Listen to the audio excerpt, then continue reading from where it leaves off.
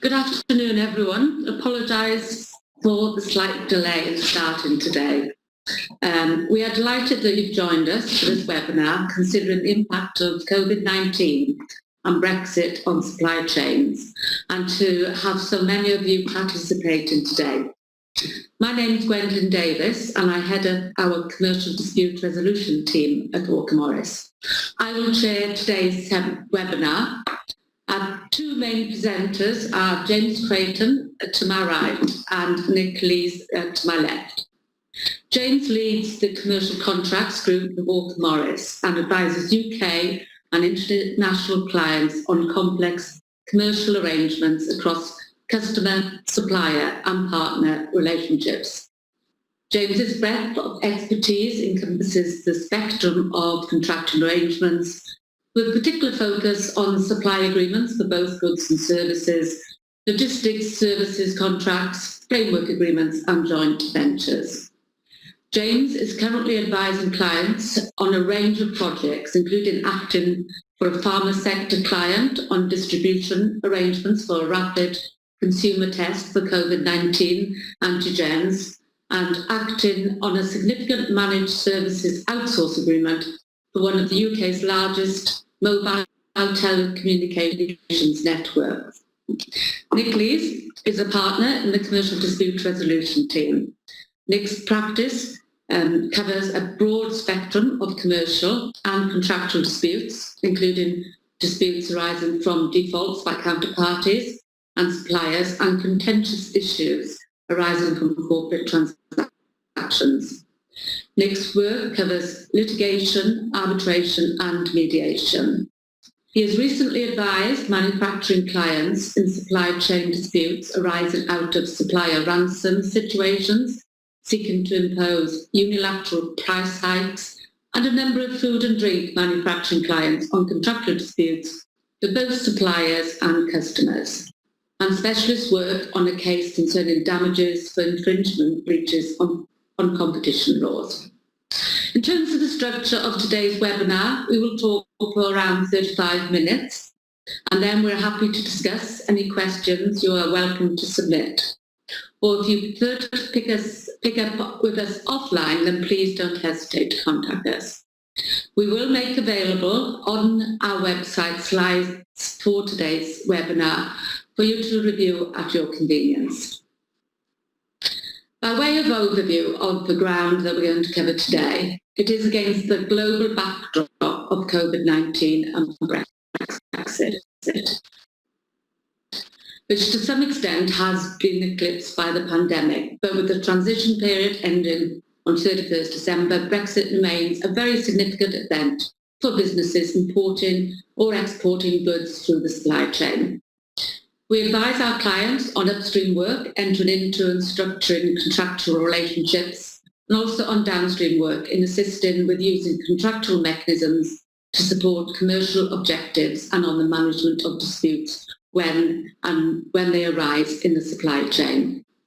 I will discuss firstly with James his experience on current issues in supply chain challenges and how businesses are responding, and supply chain considerations looking forward in the light of the impact of the pandemic and Brexit on supply chain activity. I will then ask Nick Lees some questions about the practical application of force majeure and frustration, which are concepts that I'm sure that you'll hear mentioned quite a lot recently against the backdrop of Brexit and COVID-19. These are not new legal concepts. They don't tend to come up very often in the supply chain activity until now. So I'm a litigation lawyer in my day job, and our experience to date is that there hasn't been a huge wave of formal legal disputes as yet. However, this is predicted to come. So we think it's definitely worthwhile spending some time now thinking about the things we're going to discuss today to put your business in as good as possible a position in what we are expecting will continue to be challenging commercial climate of COVID and Brexit. So turning to James, I'm starting with your experience of working with clients on their supply chains. What are the big issues that you're seeing? Well, thanks, Gwen. I think I'd start by looking at, say, where are we now? The term unprecedented has been thrown around a lot in recent months, and it is unprecedented. It is true. But what do we mean by that, really? Well, we mean there isn't precedent in recent history for this. So if we look back, what can we compare this level of disruption to supply chains? And I've alighted on a quote from the economist John Maynard Keynes, which was written pretty well exactly 100 years ago. He says, the inhabitant of London could order by telephone, sipping his morning tea in bed, the various products of the whole earth in such quantity as he might see fit, and reasonably expect their early delivery upon his doorstep. So that doesn't sound that unfamiliar to us today, does it? Maybe swap the telephone for an iPhone, but if you were sitting in early 2020, you could reasonably expect to order anything from anywhere in the world and get it Amazon to your doorstep pretty quickly. Now, that fell apart for us, but we all saw the shortages of certain products that suddenly kicked in when COVID happened. It fell apart in the time Keynes was writing about as well. He was writing just before the First World War, and the cataclysms that sort of ended that first modern era of globalisation was the First World War and the Second World War, the Great Depression. And I'm not certainly suggesting that we've got those kind of horrific events on our doorstep, no matter how bad 2020 has been. But that really is the last time that the global model of supply chain, of trading freely around the world and goods moving pretty well unhindered was challenged. So that, I think, gives us an idea of how unusual the circumstances we are working in today are, that you have to go back all that way to find some sort of precedent. If you think about how we have all, probably everyone on this seminar, and certainly all the clients I've spoken to since COVID, through the whole deck of cards up in the air, we've all grown up as lawyers, as business people, in an era where supply chain, I'm not going to say it's simple, but there are relatively straightforward dynamics at play. Efficiency and cost have been the really big drivers for certainly my career. When you're looking at sourcing goods, you're looking at structuring supply chains, you're looking at where can I get it cheap and where can I get it quickly, and that has often led to sourcing from China, find the cheapest manufacturer you can, and buy in bulk, and rely on the fact that there will always be container ships coming into the great ports in this country and distributing the goods out just in time. And that, as we all know, just in time has been the modus operandi for supply chains really for decades. Now, suddenly, there are other factors at play. We all saw when China locked down in February, and then the rest of the world pretty well locked down in March, those certainties about getting the cheapest goods from the, no matter how far flung the supply point, and relying on getting them delivered to your UK destinations or global destinations quickly, they were all suddenly challenged. And it's brought a new factor to the fore, I think, resilience. People have talked about just in time being replaced by just in case. What does the supply chain do for you when there is the level of disruption that we have seen with COVID?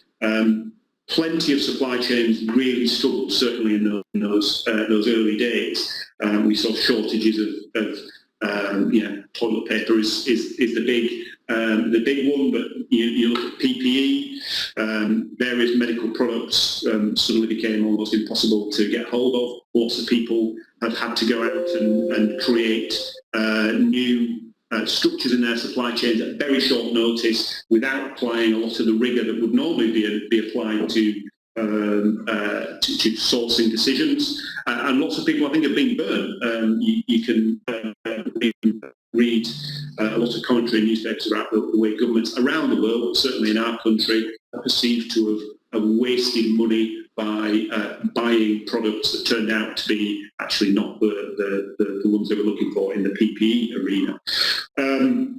So, all that, I think, signifies the fact that we are now in a very different world, and certainly the clients that I've been working with are no longer just looking to source the cheapest product in the biggest bulk from whoever can do that cheapest for them, as I say, usually in China.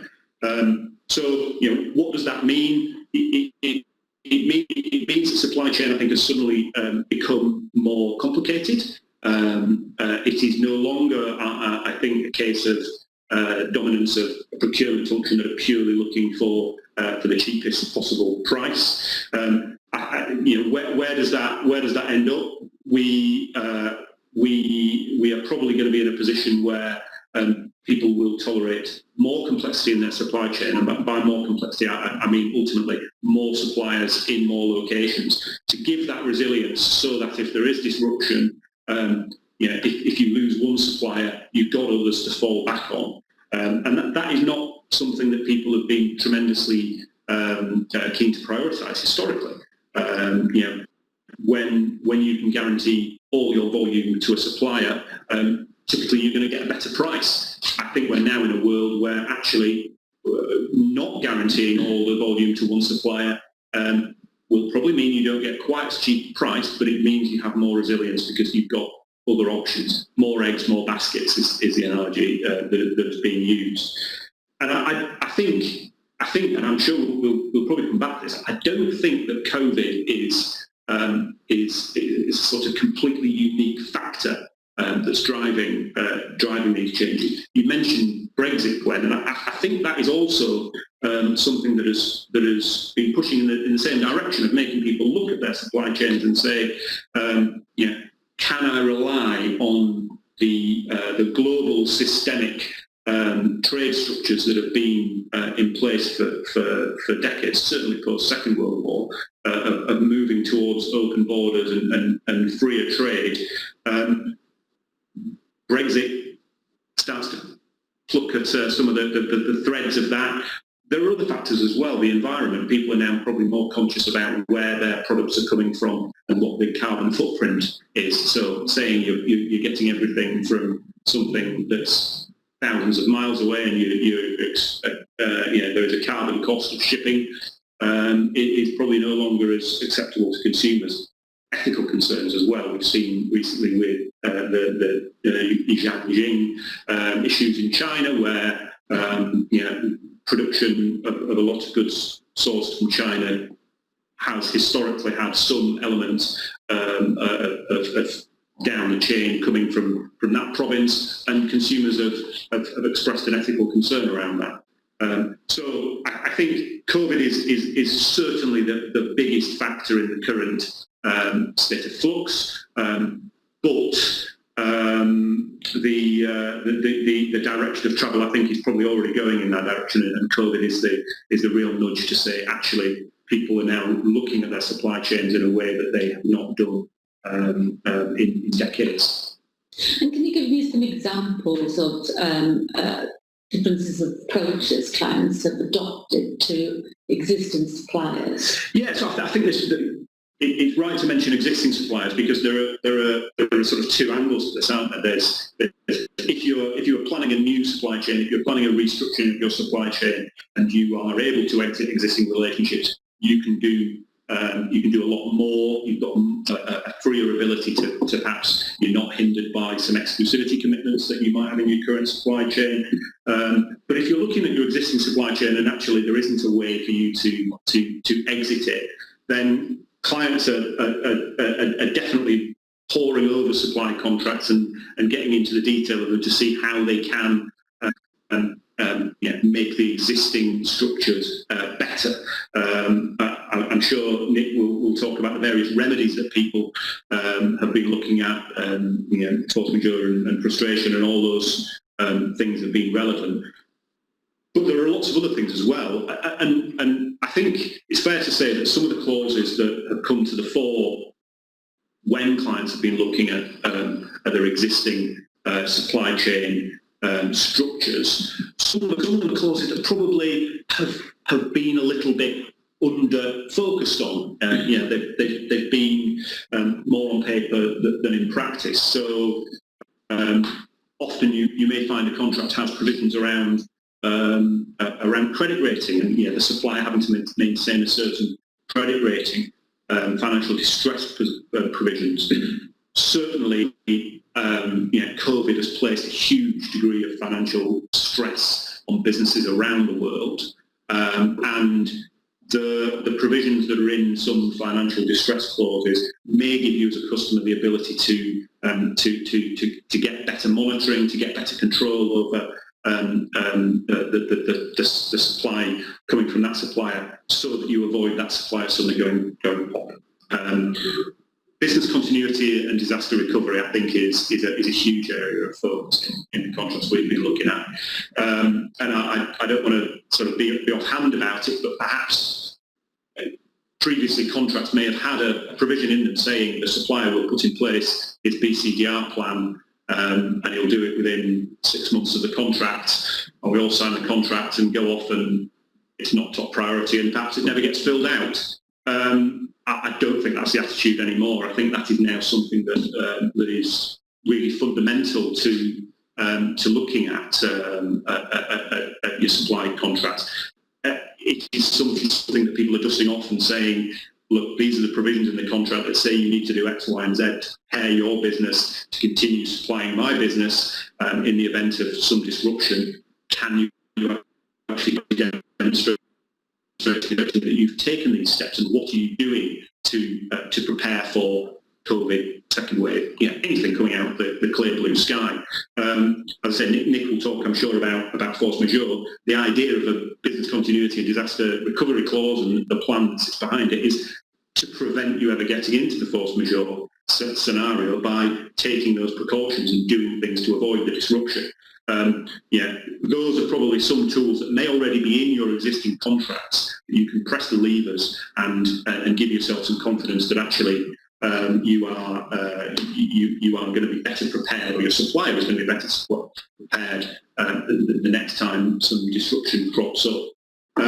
It's probably right to mention Brexit in this context as well, because in a quite strange way, I think we in the UK have probably got a little bit of an advantage in the current position with COVID because of Brexit, because we've all been looking at our supply chain contracts in a great level of detail for the past number of years, because we've known that there is likely to be some disruption coming from Brexit. So people are probably more familiar in businesses in the UK with their supply chain contracts than countries that have not been preparing for that. So I think that we shouldn't sort of ignore the fact that actually we probably have some enhanced experience and capability on this awareness of what the supply chain looks like in the UK.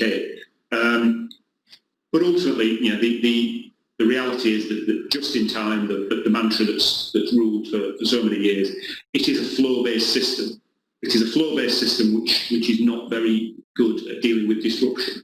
So there is a limit to what your current contracts and the contractual protections and risk allocations give you, where actually you are still relying on one supplier supplying 5 minutes before you need it. The quote I read was that it takes 2,500 components to make a car, and it takes just one component to not make a car. So if you were missing that one component, the car is not coming out of the production line. Yeah. And I know you've had extensive negotiations on force majeure clauses recently, very extensive negotiations. So, what are the key considerations if you're looking to insert a new force majeure clause in a contract? Yeah, it's clearly a hugely hot topic, and we have been negotiating this in quite a lot of detail. I think from a customer perspective, you will see most suppliers ensuring that pandemic and COVID and everything under the sun related is called out specifically in force majeure clauses. The line we've been taking actually for customers is that's just not, it's not acceptable, and it's not realistic, and it is not what force majeure clauses were intended to cover, because it is foreseeable. It is happening now. It is not conscionable to sign a contract with a supplier on Tuesday. So the arguments we've been having are this is not something that in a new contract you should be able to call force majeure. You need to put in place practical alternatives. You need to deal with some specific provisions to deal with the short-term, hopefully, impact before you get into a territory of calling force majeure. Thank you, James. I'll now turn to Nick, who's going to cover force majeure in particular as a topic. So starting with force majeure, can you explain in basic, simple terms what the concept is? Yes, sure. So there is no specific legal doctrine of force majeure in English law. As has been said, it's a contractual device, purely contractual device, which regulates the consequences of events beyond the party's control after the contract's been entered into. And the precise effect will always depend upon the words used. But generally, what we see is that they're going to operate to excuse the parties from performing the contract, and they're going to require a causal link between the event which is beyond the party's control and the inability to perform the contract. And then they'll set out the consequences of what happens, and that's usually going to be a suspension of the contract with no liability arising, and usually leading into an express termination right after a certain period of time's elapsed. And are there common themes that have arisen in terms of issues arising as a result of COVID and Brexit on force majeure clauses? Yeah, there are. So often these clauses look strict procedural requirements that need to be looked at to give a formal notice invoking the clause once the event has happened. And they do need to be complied with strictly, otherwise there's a risk that when you try and exercise the rights under the clause, that's going to be ineffective. And that's because the position in English law is that notices have to be given strictly in accordance with the terms of the contract. So depending on what your contract says about giving notices, it may well be necessary to do more than just send an email. James has spoken about when drafting the clauses, you need to look at whether the pandemic, or in the case of Brexit, if that falls within the ambit of the clause. That's the first thing to look at.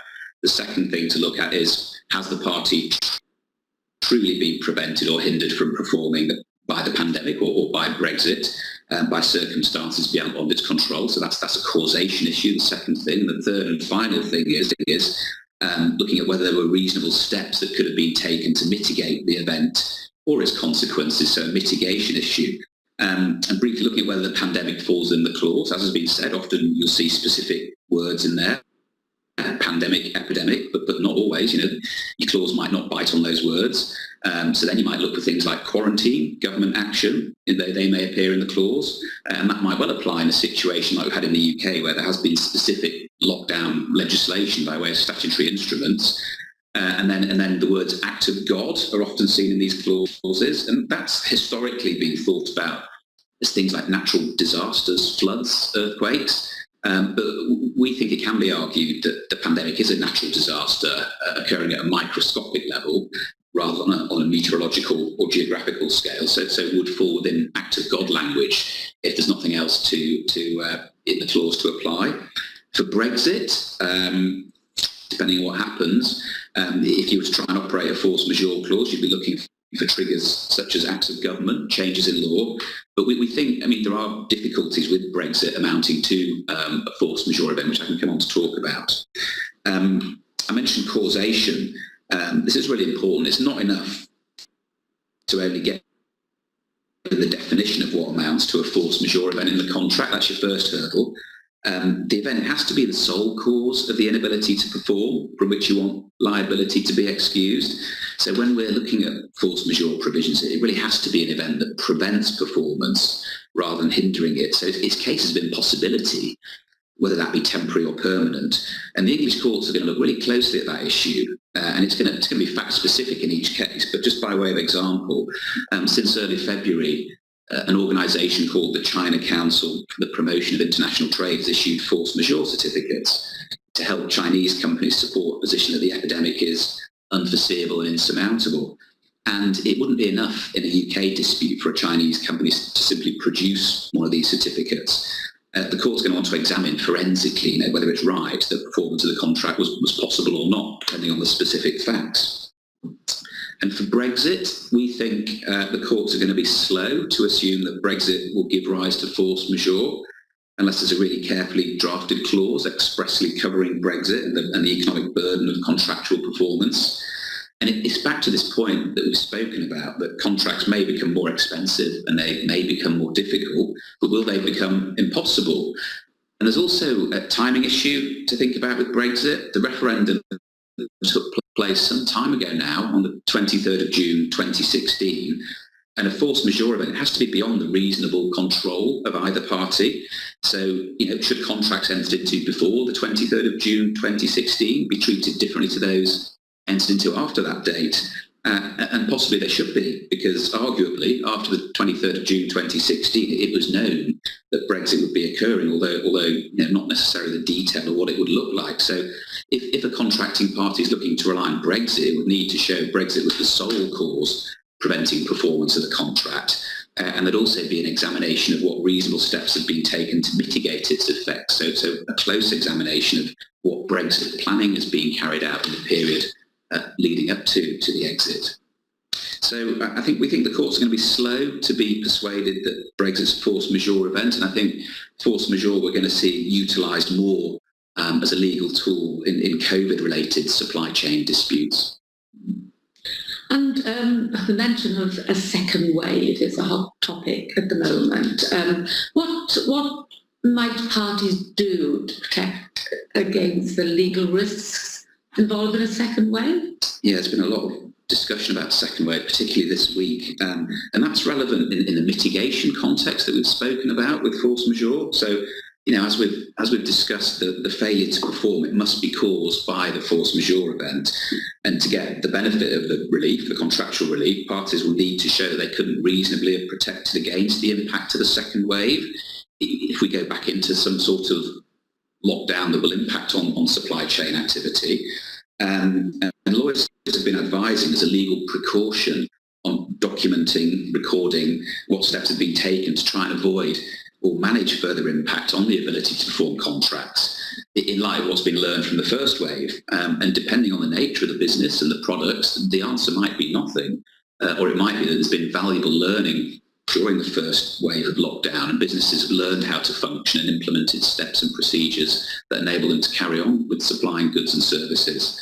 But certainly it's anticipated that there will be more legal challenges over future inability to perform, and arguments that the cause would be a lack of internal planning and preparation after the first wave, rather than the second wave amounting to a valid force majeure event.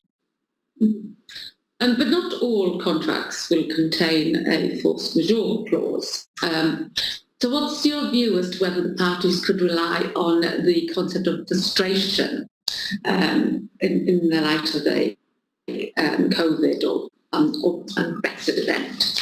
Yeah, so frustration is a common law doctrine. It's not a contractual device, and it works. So you look for frustration where there is no express force majeure clause, and you're looking at your options under contracts. It operates so that contracts discharged by operation of the law automatically, actually, irrespective of what parties might want, where after the contract's made, there are unforeseen events which occur through nobody's fault, and they make performance of the contract illegal, impossible, or something radically different from what was contemplated when the contract was entered into. And the current thinking from the last big case we had on frustration, which was last year, which was actually a Brexit case, is that the courts are going to be picking really, really carefully through the detail of contracts, looking for clauses that might operate to allocate the risk before frustration will be found. So looking at some of those clauses that James mentioned before. The case, very briefly, it was called Canary Wharf and the European Medicines Agency, where the European Medicines Agency unsuccessfully tried to escape a 25-year lease on a skyscraper at Canary Wharf in London by arguing that the lease was frustrated by Brexit.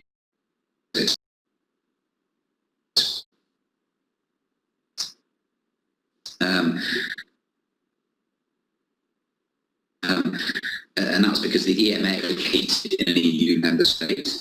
And the court said it must have been contemplated when the EMA did that deal, but it wouldn't necessarily remain in the building until the end of the term because it had specifically negotiated those rights. So the lease wasn't frustrated. So each contract's going to need careful consideration. But I think in summary, our view is that frustration is going to be quite a high bar to get over to establish that a contract's frustrated. Thank you, Nick. Now we're going to turn to questions, and we've had a few questions in. A very specific question first for James. The UK Internal Market Bill breaks international law with two lines. Regulations under section 42.1 and 43.1 are not to be regarded as unlawful on the grounds of any incompatibility with relevant international law. How abnormal or unusual is this clause? I'm not going to get into politics of that. That's a very political question, and I'm not going to opine on the legislation. I think taking a step back and looking at Brexit and the impact it's going to have more generally, I think the work that lots of businesses have done so far to prepare themselves for even the worst case scenario of a hard Brexit, I think is now being accelerated. It is clearly becoming more likely by the day that we will have a hard Brexit, and that businesses are going to have to deal with the consequences of that. I think there has been a mixed approach we've seen from clients across the board in relation to the level of preparation they've put in for Brexit. We've seen some clients assume that actually everything will probably be all right and not really spend too much time and money on restructuring the supply chain. We've seen others at the very other end of the spectrum plan for all scenarios, including hard Brexit, and spend very large amounts of money internally, getting under the bonnet and understanding their supply chains to a really detailed degree, and doing some restructuring work. That is clearly already happening, that people are preparing and moving supply within the UK rather than relying on European suppliers. So I think, as I say, I without getting drawn into politics of this, the time that we have had so far, as Nick said, it's 4 years since the referendum. The time has been well used by most, but not all, and I think that we probably will see some people caught out by a hard Brexit if that is what we get. But I think the majority of clients will by now have done the work they need to do, or at least are well along with the work they need to do to prepare for Brexit. Another question for you, James. Have you seen any material adverse change clauses related to COVID and Brexit, and how easy are these to negotiate? We've certainly seen, I mentioned the negotiations we've had around force majeure, and I would put material adverse change MAC clauses into the same sort of category of it has to be an honest conversation with the supplier, speaking from a customer's perspective here, to say we can't just accept a clause without it's going to give relief from events that we know full well are happening. So by now we all know that Brexit is happening. There is a very real possibility it's going to be a hard Brexit. We all know that COVID has caused huge disruption to supply chains. There is, as Nick said, a very real possibility that there'll be a second wave and we could go back into some sort of national lockdown. Other countries involved in the supply chain could also go into that second full lockdown. So it is not fair, I don't think, to expect a customer to accept a clause which gives relief in those circumstances, including a MAC clause, without also detailing how they should take steps to avoid the impact. I think that's really crucial. So putting the other shoes on. As a supplier, you don't want to sign a contract that you know you're not going to be able to fulfil if something that is on the horizon happens. So I think it is that honest conversation, and it's one that we've been having on contracts we've been working on, of getting out on the table, actually, what are the potential impacts? What are you going to do to avoid them? Things become really relevant, like in a force majeure clause. The priority clause of saying, look, when the force majeure event abates, when you mitigate, when you get yourself out the other end, we want to be first in the queue to receive the products when they come through.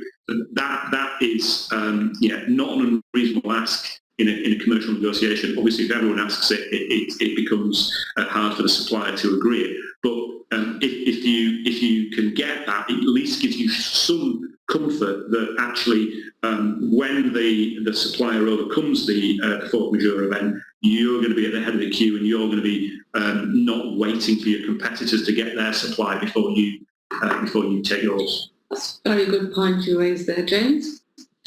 Another question for all panellists, probably more directed to you, James, is have you had any discussions on the use of the common travel area and its applicability to Irish and UK trade?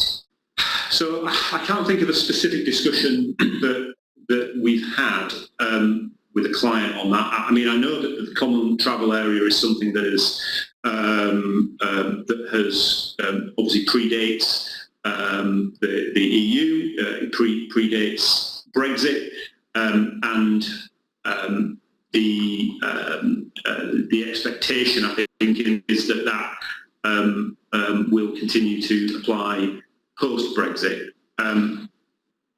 Again, it's a very political hot topic at the moment. I wouldn't like to advise a client to proceed on the basis that it will be completely unhindered by any potential Brexit deal or no deal. The legislation that's been put before Parliament yesterday clearly seeks to make some changes to what we believed was the position for the UK-Irish border. So as with we've been saying for feels like ever, but with Brexit, you have to accept that there remains some degree of uncertainty. And the Irish border is probably going to be the last area, or one of the last areas. Fisheries is the other big one where there is still horse trading going on and there is still uncertainty. It makes it very hard to plan. So I would say that the common travel area is clearly relevant, but the extent that will continue, the extent that it can be relied on, I wouldn't like to bet at the moment.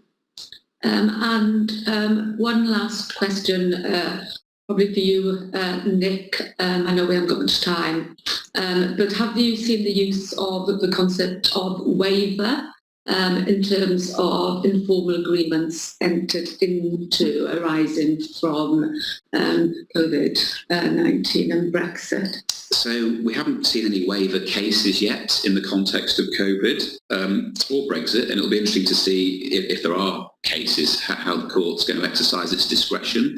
And I say that because where waiver, it's an equitable doctrine, it's got broad application, and so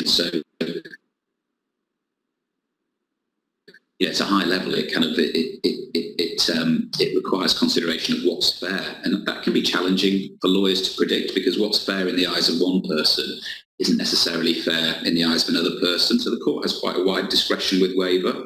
And there's been commentators. Lord Newberger was the former head of the Supreme Court, so he's a highly respected commentator, and he's on record saying the judiciary will have to do its bit to fashion the law to manage the wave of disputes that are expected to come. So I don't know, Gwen, but I think where parties have done commercial deals and not documented them, the courts might be willing to go some way to uphold those. It's always going to be fact specific, but we might well see arguments over whether informal agreements should be upheld or not, applying principles of waiver. So it's worth having a good look now at whether any of that's gone on, and if so, whether they want to be documented or not.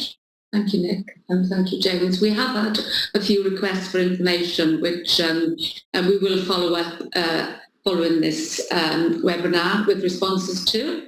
And so just leave it to me to say thank you to everyone for attending today, and I hope you found the webinar of interest. We do, just to plug our next webinar, which is on technology, automation and people, and that is going to be on the 12th of November. So thank you all for joining us.